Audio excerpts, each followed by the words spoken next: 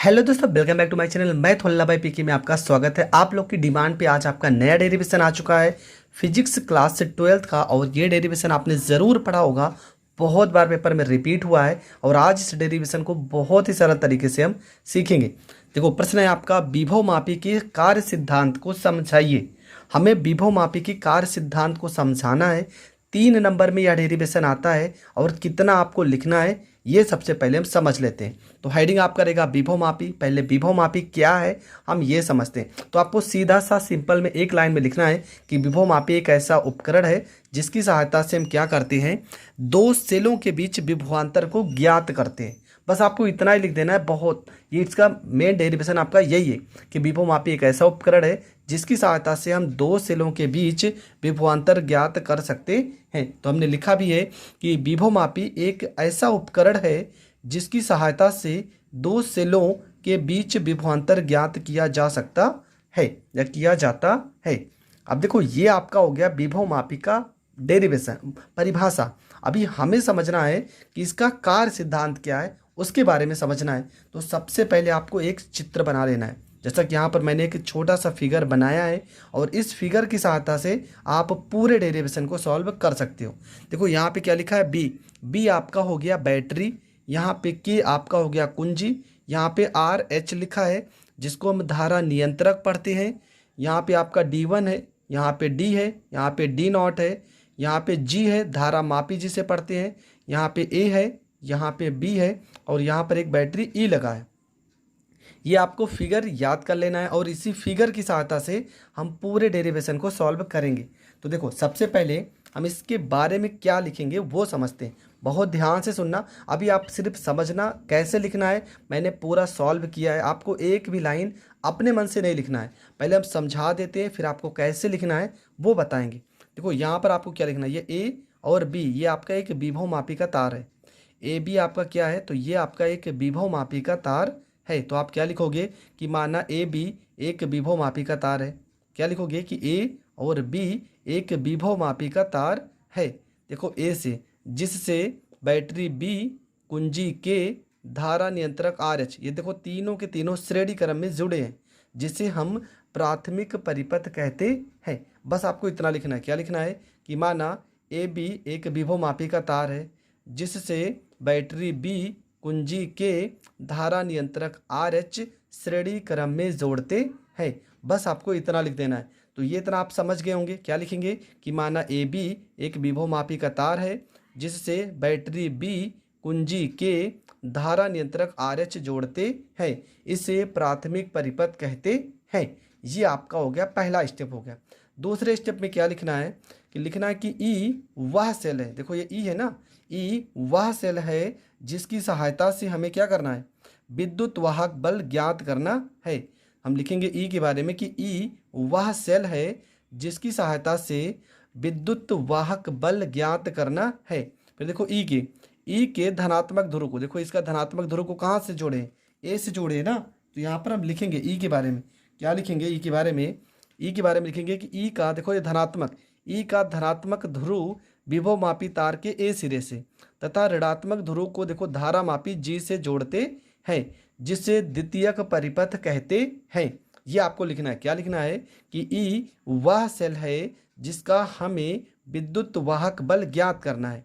ई के धनात्मक ध्रुव को विभव मापी तार के ए सिरे से और इसके देखो ऋणात्मक ध्रुव को धारा मापी जी से जोड़ते हैं, इसे द्वितीयक परिपथ कहते हैं। यहाँ तक आपको करना है। इसके बाद आपको क्या लिखना है, इसके बाद जानते हो हम यहाँ से ए से लेके बी तक विसर्पी कुंजी, यहाँ से लेके यहाँ तक विसर्पी कुंजी से इस पर स्पर्श कराते हैं। तो लिखेंगे, इसके बाद क्या समझेंगे कि अब क्या करेंगे कि विसर्पी कुंजी को विभव मापी तार के ए सिरे से बी सिरे तक स्पर्श कराते हैं और एक ऐसा पॉइंट ढूंढते हैं, एक ऐसा बिंदु ढूंढते हैं जहाँ पे धारा प्रवाहित नहीं होती है। और जहाँ पर धारा प्रवाहित नहीं होती है उसे हम कहते हैं संतुलन बिंदु। ठीक है, तो यहाँ पर क्या लिखेंगे कि ए, अब विसर्पी कुंजी की सहायता से विभव मापी तार के ए सिरे से बी सिरे तक स्पर्श कराते हैं। जिस बिंदु पर धारा नहीं प्रवाहित होती है उसे संतुलन बिंदु कहते हैं। तो यहाँ पे डी, ये जो डी है आपका ना, इस पर धारा प्रवाहित नहीं होती है और इसी डी को हम कहते हैं संतुलन बिंदु। तो यहाँ तक आपको कैसे लिखना है, तो मैंने यहाँ पर लिखा है, आप आसानी से लिख सकते हैं। एक एक लाइन मैंने लिखा है कि माना ए बी एक विभवमापी का तार है जिससे बैटरी बी कुंजी के तथा धारा नियंत्रक आर एच श्रेणी क्रम में जुड़ा है जिसे प्राथमिक परिपथ कहते हैं।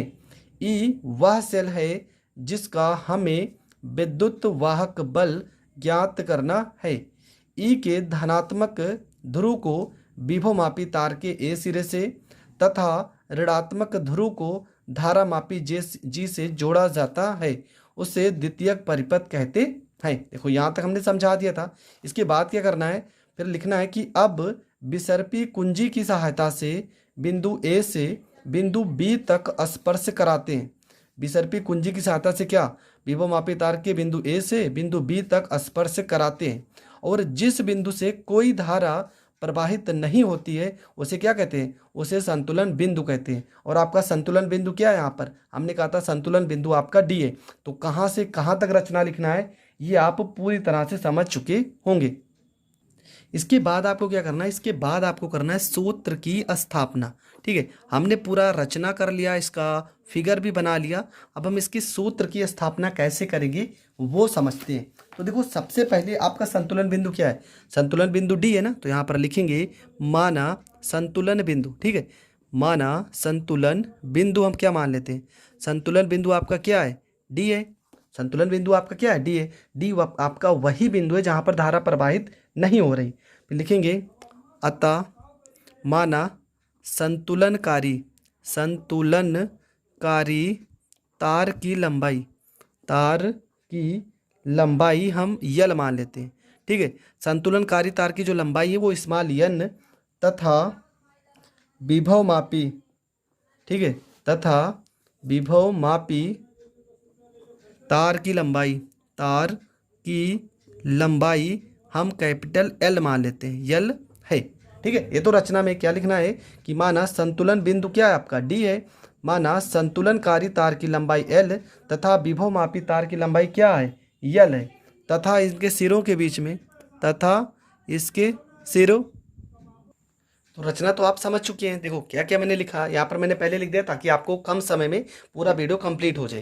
देखो क्या लिखा है कि माना संतुलन बिंदु हम क्या मान लेते हैं, डी मान लेते हैं। माना संतुलनकारी जो तार की लंबाई उसको यल तथा विभवमापी तार की लंबाई को हम कैपिटल एल है। जो संतुलनकारी तार की लंबाई है वो स्मॉल एल है तथा विभवमापी तार की लंबाई कैपिटल एल है तथा इनके सिरों के मध्य विभवांतर वी हो तो तार की एकांक लंबाई पर विभव परिवर्तता के है। तो फार्मूला क्या होता है, फार्मूला होता है विभव परिवर्तता बराबर विभवांतर बटे में विभवमापी तार की लंबाई। इसको मान लेते हैं समीकरण फर्स्ट। इसके बाद फार्मूला हो जाएगा विद्युत वाहक बल बराबर विभव परिवर्तता गुणे संतुलनकारी तार की लंबाई। ये आपका विद्युत वाहक बल का फार्मूला हो जाएगा। तो विद्युत वाहक बल को ई से दर्शाते हैं, विभव परिवर्तता आपका के हो जाएगा, संतुलनकारी तार की लंबाई एल हो जाएगा। के का वैल्यू देखो यहाँ पर लिखा है बी बटे में एल और यहाँ पर स्मॉल एल, और यही आपको प्रूव्ड करना था। तो देखो यहाँ पर फिर से मैं आपको समझा दे रहा हूँ पूरा का पूरा डेरिवेशन। हमने सबसे पहले इस चित्र की सहायता से आपको रचना लिखना है। विभवमापी क्या है, तो आपको बस इतना लिखना है कि विभवमापी एक ऐसा उपकरण है जिसकी सहायता से दो सेलों के बीच विभवांतर को ज्ञात कर सकते हैं। इसके बाद इसी फिगर की सहायता से आपको पूरा डेरिवेशन कंप्लीट करना है। देखो मैं इसी फिगर की सहायता से आपको पूरा बता दे रहा हूँ। सबसे पहले आपको क्या लिखना है कि माना ए बी एक विभवमापी का तार है जिससे बैटरी बी कुंजी के धारा नियंत्रक आर एच श्रेणी क्रम में जुड़ा है।